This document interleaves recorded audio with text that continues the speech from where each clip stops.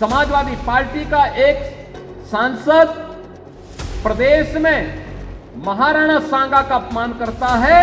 अगर सनातन को बचाना है, इस देश को बचाना है, देश तोड़क जिन्ना, जिस जिन्ना के कारण पाकिस्तान में हिंदू मारे जा रहे हैं, काटे जा रहे हैं, तोड़क जिन्ना को आप महान बता रहे हैं। आप ये कह रहे हैं कि भाई देखिए उन्होंने क्या किया था, उन्होंने देश के लिए क्या किया था। समाजवादी पार्टी के मुखिया स्वयं लोह पुरुष सरदार वल्लभ भाई पटेल का अपमान करते हैं। वो अति पिछड़े दलित उसी वर्ग से आते हैं जिनके साथ में ये अत्याचार हो रहा है। देश तोड़क जिन्ना, जिस जिन्ना के कारण पाकिस्तान में हिंदू मारे जा रहे हैं, काटे जा रहे हैं, बांग्लादेश के अंदर जिस जिन्ना के कारण आज भी दलित हिंदुओं के साथ निर्मम अत्याचार हो रहे हैं, उस जिन्ना का महिमा मंडन समाजवादी पार्टी कर रही है।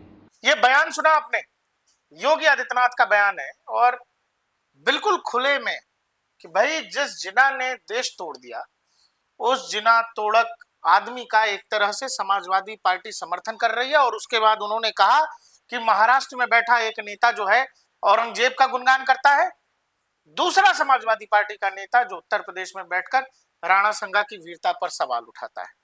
और उसके बाद उन्होंने ये कहा कि इस देश में दलित हिंदुओं के साथ फिर वही सब हो रहा है जो एक वक्त में बाबा साहब ने रोकने की कोशिश की कि हैदराबाद का निजाम जब अत्याचार कर रहा था और अपने रजाकारों को भेजकर ये कोशिश की गई कि बड़ी तौर पर धार्मिक परिवर्तन कराया जाए बाबा साहब का नाम लेकर। कह रहे हैं योगी जी कि भाई बाबा साहब ने हिदायत दी थी कुछ भी करना, अपना धर्म मत बदलना।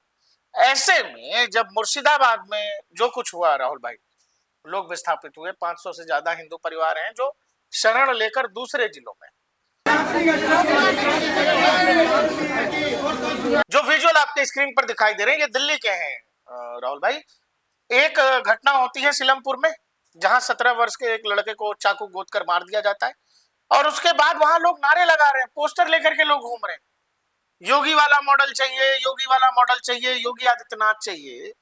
आखिर इस देश में कहीं भी कोई पीड़ित हिंदू है, उसकी जरूरत योगी आदित्यनाथ या योगी आदित्यनाथ मॉडल क्यों है?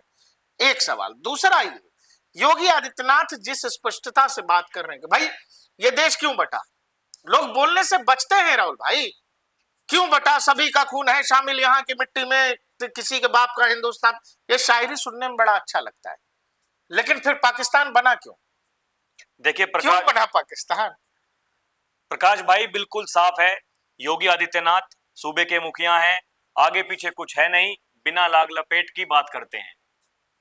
किसी को अच्छा लगे ठीक है भाई, स्वीकार कीजिए, किसी को बुरा लगे ठीक है, अपने घरों में बैठिए, कोई अच्छे दिक्कत बुरे की बात भी नहीं है, जो है वही बोल रहे हैं।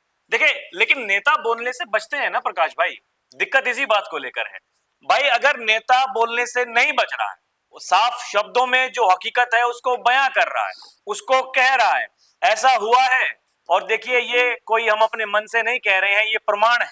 अगर वो कहते हैं कि संभल में जो हमें दिख रहा है, जो हमें मिल रहा है, अपने मन से तो कुछ हो नहीं रहा है, एक दिन में या एक रात में जाकर के तो भैया वो चीजें नहीं दबा दी होंगी। अगर पहले वहां कुछ हुआ होगा तभी तो हमें दिख रहा है।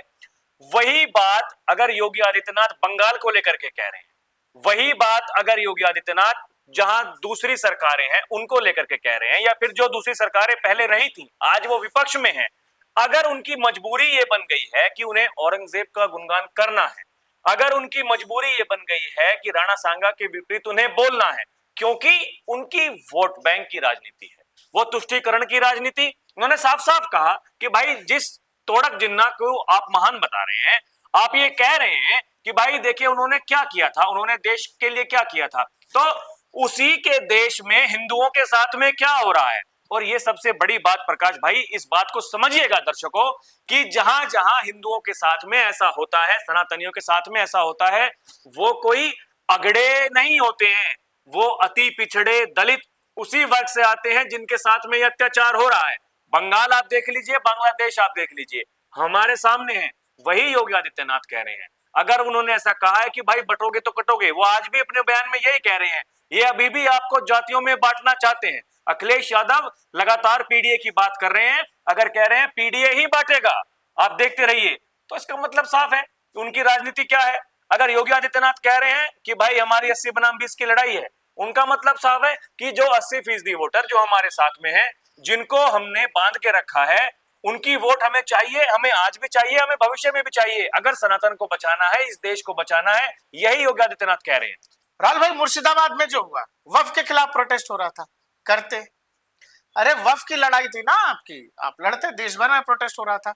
लेकिन ये कौन सा थॉट प्रोसेस है, वो कौन सी बुद्धि है जो अचानक आपको लगता है कि आप वफ पे प्रोटेस्ट कर रहे हैं, उसकी जद में कोई काली मंदिर आ जाता है, कोई शिव मंदिर आ जाता है, कोई हिंदू परिवार आ जाता है, कोई हिंदू घर दुकान आ जाता है। यही तो है ना। अब आप इस पर बोलने से बचोगे, आपको लगता है इस पर कैसे बोले, हमारा वोट बैंक नाराज हो जाएगा। सच यही है ना। बांग्लादेश में क्यों हुआ? बांग्लादेश में कहा जी शेख हसीना के खिलाफ क्रांति हो रही है, अब हर बांग्लादेशी चांद तक चला जाएगा। शेख हसीना अपना देश छोड़ के इंडिया आ गई, हर बांग्लादेशी आज भी वही है। पूरी भीड़ जो है एंटी हिंदू राइट्स में लग गई और वो खेल होने लगा। अगर यही तस्वीर है, सच बोलने से कैसे बचोगे? हिंदुओं ने अगर अपना घर छोड़ा है और उनका घर केवल इसीलिए जलाया गया या किसी दुकान को इसीलिए लूटा गया कि वो किसी हिंदू का है, तो ये बोलना तो पड़ेगा। वहां किसी ने, राहुल भाई, नहीं पूछा अच्छा भाई साहब आप दलित हैं, आप ओबीसी हैं, आप एससी हैं, एसटी हैं, जो भी हैं, अच्छा दलित हैं तो इनको आरक्षण दे दीजिए, इनको छोड़ दीजिए। ये नहीं आते हैं। ऊपर वालों को पकड़ो, ब्राह्मणों को पकड़ो, राजपूतों को पकड़ो, बनियों को पकड़ो, नहीं है ना ऐसा। जिन लोगों की हत्या हुई मुर्शिदाबाद में, वो दलित थे, मूर्तिकार थे। हत्या इसीलिए हुई कि आप देवी देवताओं की मूर्ति बनाते थे, बाप बेटे को घर से खींचा। आपने देखा योगी आदित्यनाथ ने बोला, क्या बोलेंगे इसको? ऐसे ही तो बोलेंगे। अगर किसी परिवार को किसी भीड़ ने घर से खींच के मार डाला, योगी वही स्पष्टता से कह रहे हैं, वो कोई फिल्टर नहीं लगाते हैं। और राहुल भाई, यही कारण है कि इस देश में लगातार एक वर्ग तैयार हो गया। मैंने आपसे कहा कि दिल्ली की सड़कों पर ये लोग कह रहे हैं कि योगी चाहिए, वो योगी चाहिए। इसलिए कह रहे हैं प्रकाश भाई, क्योंकि जिस सूबे के मुखिया हैं योगी आदित्यनाथ, बाबा जिस तरीके से काम करते हैं, दंगाइयों से जैसे निपटते हैं, माफियाओं को जिस तरीके से मिट्टी में मिलाते हैं, वो सबक है पूरे देश के लिए और जो दूसरे राज्य की सरकारें हैं उनके लिए भी। कि अगर देखिए, ये कोई बीजेपी के समर्थक तो नहीं है, या फिर ये बीजेपी के कार्यकर्ता तो नहीं है, या फिर ये योगी आदित्यनाथ के आदमी तो नहीं है, आम लोग हैं भाई, आम जनता है। अगर उनके मन के भीतर ये बात आ रही है कि हमें योगी की जरूरत है और योगी ही बचा सकते, और योगी ही बचा सकते हैं। देश में मोदी है, देश में अमित शाह। अब आप देखिए ना भैया, विपक्षी नेताओं की आप भाषा देखिए, वो क्या बात कर रहे हैं। अखिलेश यादव जी समाजवादी पार्टी के मुखिया हैं, मुख्यमंत्री रह चुके हैं, इतना सब कुछ होने के बावजूद वो इस बात को कह रहे हैं हम ममता बनर्जी के साथ हैं। अरे भाई, आप अगर ये कह रहे हो कि बीजेपी ये कराती है, तो राज्य में फिर सरकार किस लिए है? अगर कोई दूसरे लोग ही आपके यहाँ बहुत कुछ कर जा रहे हैं, और ये कौन मानेगा भाई? 60% का डेमोग्राफी है, 65% का मुर्शिदाबाद का, और वो भीड़ अचानक से हिंदू अपने घर वापस नहीं जाना चाहते, कह रहे नहीं जाएंगे।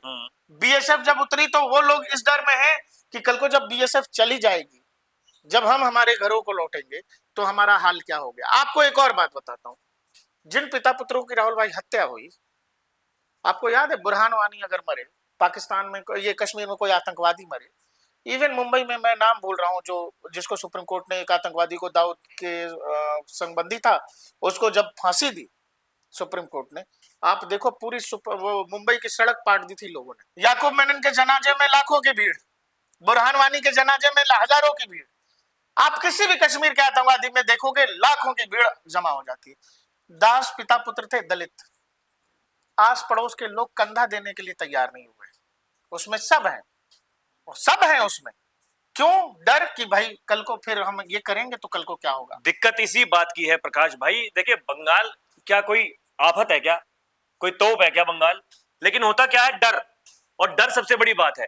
अब आप देखिए, यहाँ उत्तर प्रदेश में बहुत सारे इलाके ऐसे हैं जहां 65% 70% मुस्लिम है। संभल 80% के आसपास डेमोग्राफी। क्या हुआ वहां? संभल, जो पत्थर फेंका था उसी पत्थर से सामने मस्जिद के बन गया, लेकिन इमारत, पुलिस इमारत। दिक्कत जब होती है जब आप राजनीति उसको बना रहे हैं भाई। लॉ एंड ऑर्डर, बिल्कुल धर्म के आधार पर तो नहीं हो सकता, नहीं हो सकता ना। आप भीड़ का चयन धर्म के आधार पर क्यों कर रहे हैं? दंगाइयों का ना धर्म होता है ना कोई जाति होती है। दंगाई होता है, वो भले किसी धर्म का हो, वो भले किसी जाति का हो। यही योगी आदित्यनाथ कहते हैं कि अगर उत्तर प्रदेश में दंगे नहीं हो रहे हैं तो इसमें हिंदू समाज के जो लोग हैं, मुस्लिम समाज के जो लोग हैं, दोनों सुरक्षित हैं। आप संभल को संवेदनशील कहते हो। होली से 7 दिन 8 दिन पहले पूरा संभल का प्रशासन सतर्क हो गया, गली गली जाके कि भाई साहब होली है, होली है, रंग से दिक्कत है मत निकलिए, होली खेलना है कुछ नहीं होता, सब लोग साथ में खेलिए, लेकिन अगर दिक्कत है तो मत निकलिए, निकलिएगा गलती से फिर पड़ गया फिर आप कहेंगे जी क्यों हम पर हुआ। तो अगर इस तरह की चीज है, इवन पुलिस कह रही है कि हम आपके साथ बैठकर सेवई खाएंगे, आप हमारे साथ बैठ के गुजिया खाइए। अगर इस तरह का प्रशासन का थॉट प्रोसेस है तो उस जिले में, उस राज्य में दंगा क्यों होगा? आपको ये बात कम्युनिकेट तो करनी पड़ेगी। आप भीड़ को ऐसे सड़कों पर आग लगाने और तबाही करने के लिए नहीं छोड़ सकते। देखिए, सबसे बड़ी बात है कि आपके पास में इंटेलिजेंस होती है, हर किसी क्या होने वाला है क्या नहीं होने वाला है आपको पता है। इतना बड़ा अगर संशोधन हुआ है बनर्जी के पास नहीं रहा होगा तो क्या उनके पास में कोई खबर नहीं है कि भाई कल को क्या हो सकता है? अगर उत्तर प्रदेश में या फिर मैं कह रहा हूं दूसरे राज्यों में, वहां पर प्रशासन अगर सतर्क है, वो लगातार पेट्रोलिंग कर रहे हैं, नाकाबंदी कर रहे हैं, वो इस चीज को देखने की कोशिश कर रहे हैं कि भाई अगर ये संवेदनशील इलाका है वहां पर क्या हो सकता है। तो सवाल है कि आप कहां हैं? आप क्या जानबूझकर ऐसा करना चाहते हैं वोट के लिए? देखिए, बंगाल जैसा कि मैंने पहले कहा कि भाई बंगाल कोई तोप नहीं है, कोई ऐसा हुआ नहीं है कि बंगाल कभी किसी की सरकार और बनी नहीं सकती। कश्मीर से बड़ी चीज है क्या बंगाल? भाई बंगाल में कश्मीर से बड़ी चीज है। वाम खेमों लाल चौक पे तिरंगा लहरा रहा, सुबह शाम वहां कीर्तन भी होने लगा है। वाम खेमे की सरकार रही पहले, उसके बाद में ममता बनर्जी की सरकार बनी, ममता बनर्जी की सरकार बनी तो आज वही हाल है जो तानाशाही पहले थी, वह आज की आज भी वैसी है। सेम लाइन है राहुल भाई, जो अगर वामपंथी चलाते थे बंगाल को वैसे इस तरीके से वो चला रही हैं। अगर चुनाव में जीतने के बाद में आप चुन चुनकर उन बीजेपी के कार्यकर्ताओं को, जिन्होंने बीजेपी को वोट दिया है, उनको चुन चुनकर आप निशाना बना रहे हैं, इसका मतलब है कि आप वो डर का माहौल पैदा कर रहे हैं। बाइट सुनवाते हैं, बीजेपी के नेता है मिथुन चक्रवर्ती, वो कह रहे हैं राहुल भाई की चुनाव से 3 महीने पहले यहाँ सेंट्रल फोर्स आ जानी चाहिए, सेना आनी चाहिए, चुनाव ठीक से होगा नहीं। सुनिए, ऐसा चलता जाएगा तो जरूर यकीनन और जितनी जल्दी हो सके, और अगर ये नहीं होता है तो मैंने भी बहुत बार रिक्वेस्ट किया है होम मिनिस्टर से, अभी भी कर रहा हूँ, आपके थ्रू रिक्वेस्ट कर रहा हूँ, एटलीस्ट इलेक्शन जो है, इलेक्शन से 2 महीने आप मिलिट्री के अंडर रखिए तो फेयर इलेक्शन होगा, फिर जो होगा होगा, जीते जो जीते। लेकिन जिस दिन इलेक्शन कमीशन ने डेट अनाउंस किया उस दिन से लेकर इलेक्शन का रिजल्ट आउट होने के बाद 1 महीना और, क्योंकि इसके बाद अगर वो जीते तो और वही कत्लेआम होने वाला है, सब कुछ ध्वंस होने वाला है, सब कुछ वही होने वाला है। तो वहां तक रह के यहाँ तक करने को मैं अनुरोध करता हूँ कि मतलब हमारे होम मिनिस्टर। तो यही देखिए आप कि अगर वो पारदर्शिता की बात कर रहे हैं, वो ये कह रहे हैं कि अगर बंगाल में आपको स्पष्ट चुनाव कराना है और निष्पक्ष तरीके से कराना है तो आपको सेंट्रल आर्म पुलिस फोर्सेस और सेना को सब कुछ सौंप देना चाहिए, क्योंकि जो प्रशासन है बंगाल का उसके बस की बात नहीं है। भाई आप एक बात बताइए, ऐसा क्या है आपके भीतर कि आप किसी की सुनते नहीं है? आप ना केंद्र की सुनते हैं। आज जो है विमेन कमीशन, राष्ट्रीय महिला आयोग की टीम गई वहां मुर्शिदाबाद के इलाकों में। महिलाएं जैसे हम आप मंदिर जाते हैं, कुछ मन्नत पूरा नहीं, दंडवत हो जाते हैं, महिलाएं उनके सामने दंडवत है कि पता नहीं कौन आ गया, शायद हमारी बात सुन जाए, शायद हमारे घर मिल जाए, शायद हमारा कुछ हो जाए। इसी तरह की तस्वीरें संदेश खली में भी हमने देखी थी। हम आपको दिखा रहे हैं, आप देखिए कि भाई इस तरह का इमोशन कि किसी का बेटा चला गया, किसी का भाई चला गया, अब उनके पास कोई रास्ता नहीं है। बंगाल में बैठी है ममता बनर्जी, नरेंद्र मोदी की सरकार कह रही जी हम क्या कर सकते हैं, केंद्र में बैठी सरकार और उनके प्रवक्ता कह रहे हैं जी हम क्या कर सकते हैं। तो बंगाल में हिंदू ऐसे रहेगा, जो हालत हम देख रहे हैं, विवशता है। ऐसी तस्वीरें कश्मीरी पंडितों के 90s में और वेस्ट बंगाल से आपको हर 6 महीने साल भर पर देखने को मिलता है। देखिए, और भी कई सारे ऐसे राज्य हैं जहां पर हम ये तस्वीरें देखते हैं। अब क्यों लोग योगी आदित्यनाथ को जोड़ते हैं हर बार? सवाल तो ये है ना भाई बीजेपी की सरकार केवल उत्तर प्रदेश में तो है नहीं, और भी जगह बीजेपी के मुख्यमंत्री हैं।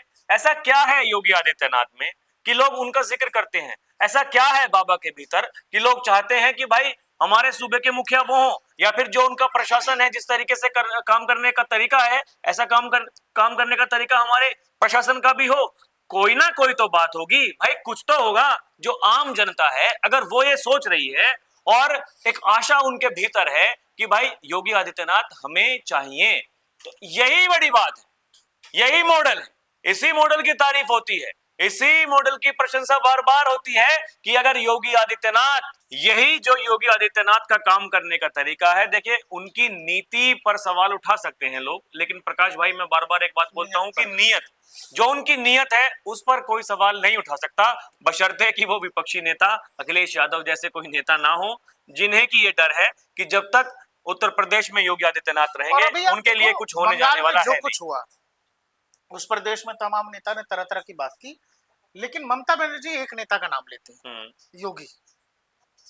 तो ममता बनर्जी को पता है कि वो आदमी जिस दिन वेस्ट बंगाल आ गया, वेस्ट बंगाल में सब कुछ बदल जाएगा, वेस्ट बंगाल के वोटर का मूड बदल जाएगा, क्योंकि बीजेपी के सीनियर लीडर हैं, देखिए क्या कह रहे हैं शुभेंदु अधिकारी। उन्होंने हिंदू का रक्षा करने के लिए यहाँ थोड़ा काम करे, जोगी जी का भी बंगाल में जरूरत है। और किस तरीके से उन्होंने यूपी में दंगाई को सबक सिखा रहा है। राहुल भाई, उत्तर प्रदेश के चीफ मिनिस्टर हैं योगी आदित्यनाथ, बंगाल में ममता बनर्जी हैं, विपक्ष के नेता हैं शुभेंदु अधिकारी, और आप शुभेंदु अधिकारी को सुन रहे हैं, कह रहे हैं योगी को भेजो।